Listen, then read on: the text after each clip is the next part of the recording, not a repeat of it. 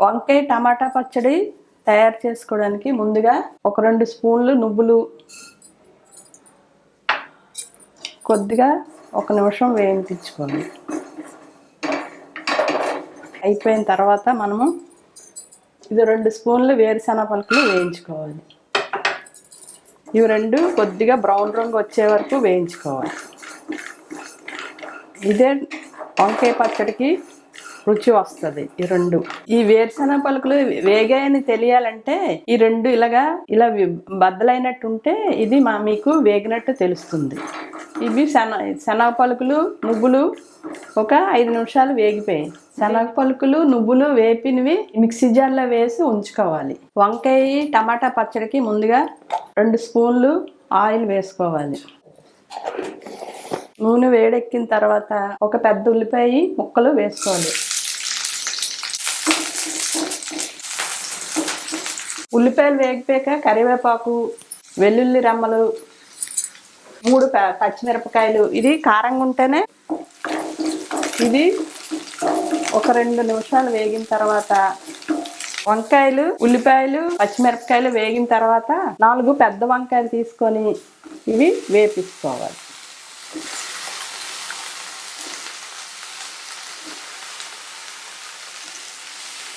వంకాయ పచ్చడికి ఈ వంకాయలు ఉంటేనే రుచిగా ఉంటుంది.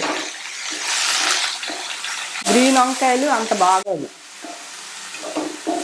ఇంకా పెద్ద వంకాయలు ఇప్పుడు దొరుకుతున్నాయి కదండి, అవి కూడా వేసుకుంటే గుజ్జుగా వస్తుంది ఆ కూర.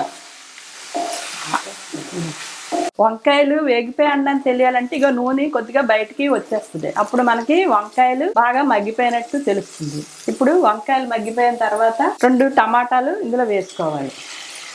టమాటా వేసినప్పుడు చింతపండు, ఇది టమాటా ఉన్నా మనకి చింతపండు ఉంటే ఇంకా పులుపు రుచి తెలుస్తుంది.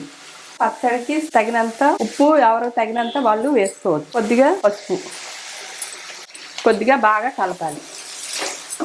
ఇది టమాటాలు వంకాయలు బాగా వేగిపోయే వరకు కలుపుకోవాలి.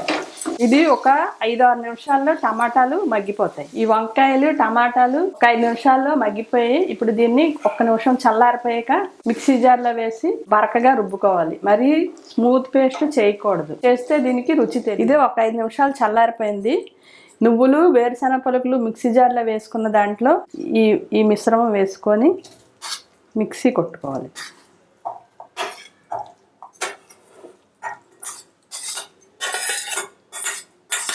ఇది మిశ్రమం ఇందులో వేసుకొని దీన్ని మిక్సీ చేసుకోవాలి. బాగా మెత్తగా కాకుండా కొద్దిగా బరగ్గా మిక్సీ చేసుకోవాలి. ఈ వంకాయ పచ్చడి కొద్దిగా నీరుగానే చేసుకోవాలి, ఎందుకంటే మరి గట్టిగా చేసుకోకూడదు. ఇలా నీరుగానే అన్నంలో కలుపుకొని తింటే బాగుంటుంది. దీనికి కొద్దిగా మనం ఇప్పుడు తాలింపు వంకాయ పచ్చడి తాలింపు కోసం 1 స్పూను ఆయిల్ వేసుకోవాలి. ఆయిల్ వేడెక్కాక కొద్దిగా ఆవాలు, ఈ ఆవాలు వేగుతున్నప్పుడు కొద్దిగా జీలకర్ర, 2 ఎండుమిరపకాయలు, కొద్దిగా కరివేపాకు. ఇవి 1 నిమిషం వేగితే ఈ ఎండుమిరపకాయల టేస్ట్ ఈ పచ్చడికి బాగా వస్తుంది.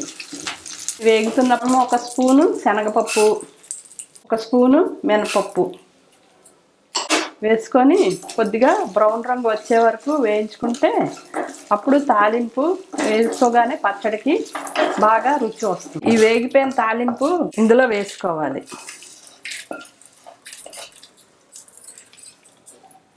మిక్సీలో వేసుకున్న ఈ పచ్చడిలో మనము వేడివేడి తాలింపు వేసుకొని ఇది వేడి అన్నంలో నెయ్యి వేసుకొని తింటే చాలా రుచిగా ఉంటుంది. ఇది చపాతీలకు కూడా చాలా బాగుంది.